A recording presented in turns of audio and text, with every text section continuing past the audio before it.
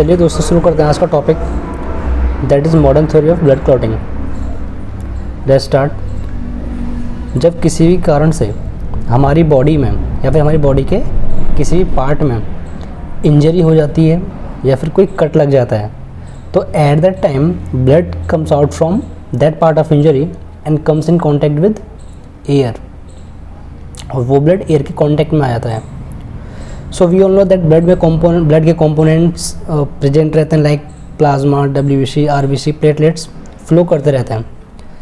So at the time या फिर at the site of injury platelet वहाँ पे डिसइंटीग्रेट कर जाती हैं and they release platelet factor 3 which is called platelet oblique tissue thromboplastin. जो वहाँ के टिश्यूज़ हैं, इंजरी हुआ है जिसमें ट्रॉमा हुआ है या फिर कट लगा है, वो टिश्यू क्या सिक्रेट करने लग जाते हैं, tissue thromboplastin, that is phospholipid in nature.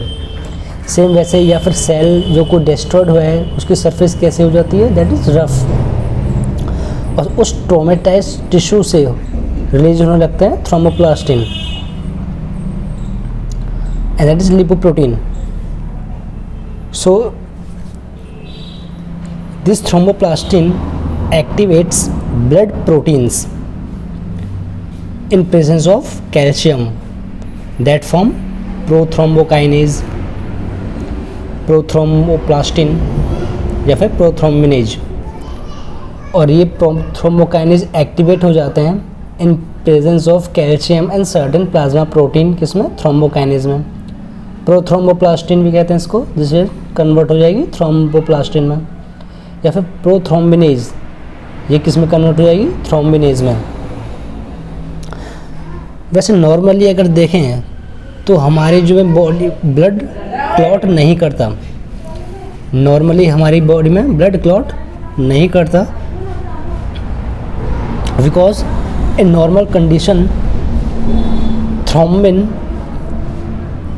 Is keeped in their inactive form prothrombin with the help of heparin, या फिर इसको कहते हैं एंटी प्रोथ्रोम्बिन।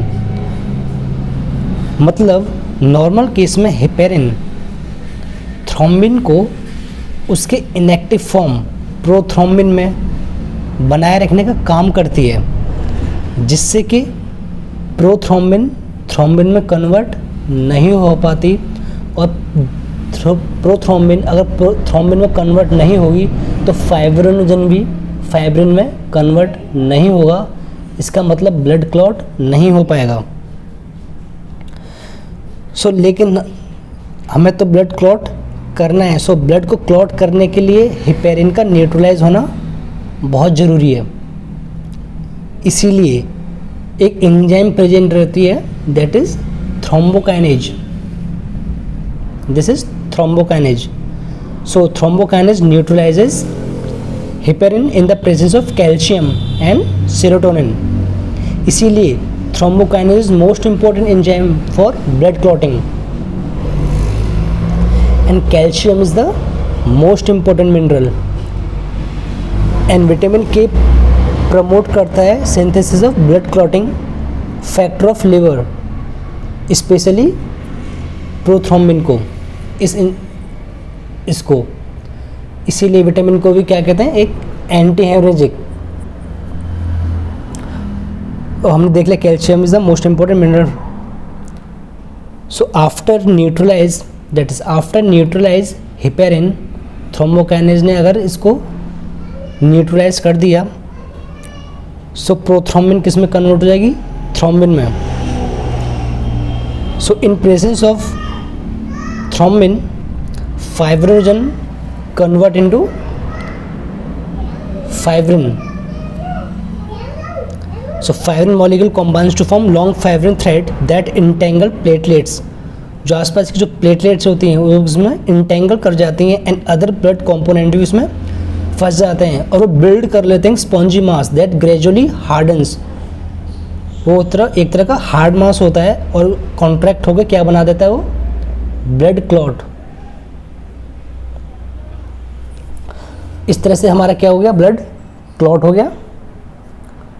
अच्छा, ब्लड क्लॉट हो गया, इसको अगर डिज़ोल्व करने का काम कौन करती हैं? एजनोफिल्स। एजनोफिल्स इनको क्या करते हैं? इस क्लॉट को डिज़ोल्व कर दिया और जो वहाँ पे जो बेकार टिश्यू थे वो फिर से क्या होने लग जाएंगे? रिपेयरिंग। तो उनकी रिपेयरिंग स्टार्ट हो जाएगी और एट दैट टाइम WBC क्या सीक्रेट करने लगते हैं? ट्रेफॉन्स, विच फॉर्म न्यू सेल्स या न्यू टिश्यू फॉर्म, एक नया टिश्यू फिर से उस जगह पर बन जाता है और उस जगह की जो स्किन होती है पहले की तरह दिखने लग जाती है। So it is all about mechanism how blood clot